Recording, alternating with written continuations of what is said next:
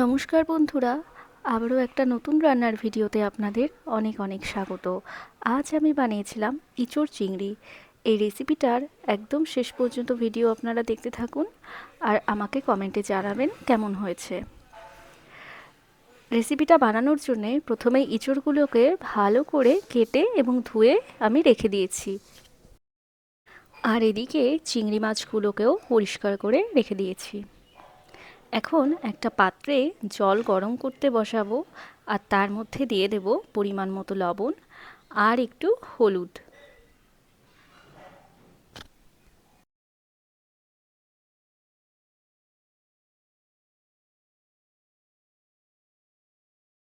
এখন ইঁচড়ের টুকরোগুলিকে আমি এর মধ্যে দিয়ে দেব আর ইঁচড়গুলোকে সেদ্ধ করতে দেব প্রায় 15 মিনিটের মতো। আমি কিছুটা আলু এইভাবে বড় করে কেটে রেখেছিলাম, সেই আলুগুলিকেও এখানে দিয়ে দেব।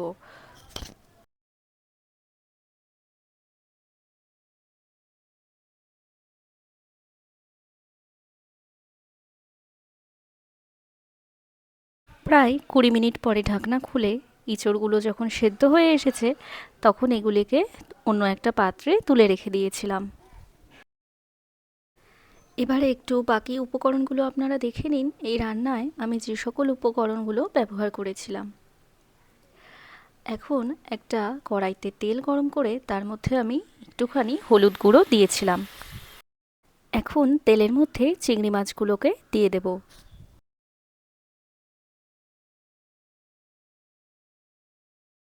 তারপর দিয়েছিলাম স্বাদমতো লবণ।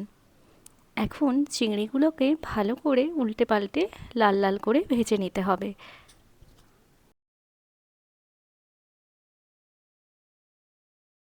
চিংড়ি মাছ ভাজা হয়ে গিয়েছে, এখন এটাকে অন্য একটা পাত্রে তুলে রেখে দেব। তারপর কিছুটা সর্ষের তেল কড়াইতে গরম করে নিয়েছিলাম আর ওই সেদ্ধ করা ইঁচড় আর আলুগুলিকে ভেজে তুলে নিয়েছিলাম। এতে রান্নার টেস্ট আরও দ্বিগুণ হবে।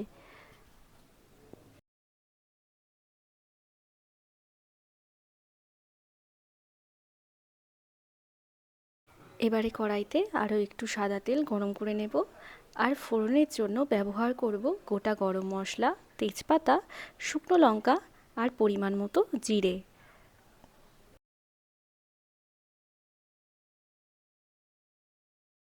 এরপর আমি এখানে অ্যাড করেছিলাম কেটে রাখা পেঁয়াজ। পেঁয়াজ কুচি খুব ভালো করে নাড়িয়ে চাড়িয়ে নিতে হবে।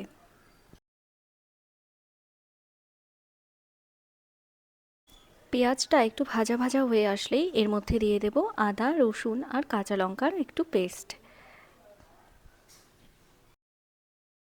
এখন এটাকে সুন্দর করে মিক্স করে নিতে হবে। এরপর আমি এখানে দিয়েছিলাম জিরে বাটা আর শুকনো লঙ্কা বাটা, আর তারপর দিয়েছিলাম লবণ আর হলুদ, আর তারপরে দিয়েছিলাম একটুখানি লঙ্কার গুঁড়ো। এবারে সম্পূর্ণ মশলাটিকে ভালো করে মিক্স করে নিতে হবে। আর একটু উষ্ণ জল এখানে আমি ব্যবহার করেছিলাম গ্রেভির জন্যে। মশলা থেকে তেল ছেড়ে আসলেই এর মধ্যে টমেটো কুচিগুলোকে অ্যাড করে দিতে হবে আর আবারও ভালো করে মিক্স করে নিতে হবে।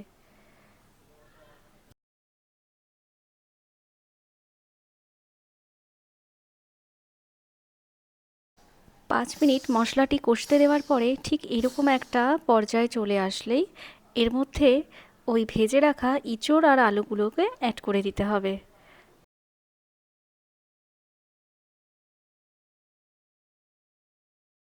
ইঁচড় আর আলুগুলিকে মশলায় দেওয়ার পরে মশলার সাথে ভালো করে মিশিয়ে নিতে হবে। এখন এটাকে প্রায় 10 মিনিটের জন্য ঢাকনা দিয়ে রেখে দেব। 10 মিনিট পরে আবারও ঢাকনা খুলে চিংড়ি মাছগুলোকে অ্যাড করে দিয়েছিলাম আর আবারও ঢাকনা দিয়ে রেখে দিয়েছিলাম। এইভাবেই রান্নাটিকে ঢাকনা দিয়ে প্রায় দুবার মতো কষিয়ে নিয়েছিলাম।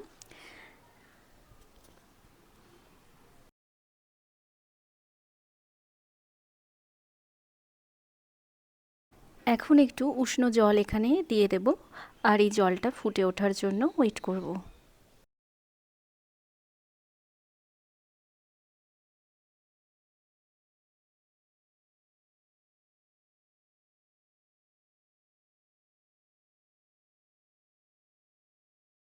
গ্রেভিটা ফুটে আসলে আমি এর মধ্যে দিয়েছিলাম পরিমাণ মতো ঘি আর কিছুটা গরম মশলা বাটা। আর সবশেষে আমি এখানে দিয়েছিলাম কাসুরি মেথি। কাসুরি মেথির বদলে আপনারা ধনেপাতা কুচিও ব্যবহার করতে পারেন। এখন রেসিপিটা সার্ভ করার জন্য একদম পারফেক্টলি রেডি হয়ে গিয়েছে।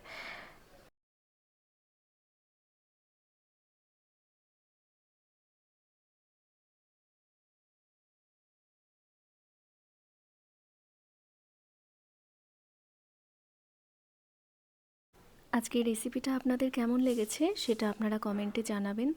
একটা লাইক আর শেয়ার করে দেবেন বন্ধুদের সাথে, এবং চ্যানেলটাকে সাবস্ক্রাইব করে আমার চ্যানেলের পাশে থাকবেন। অনেক ধন্যবাদ।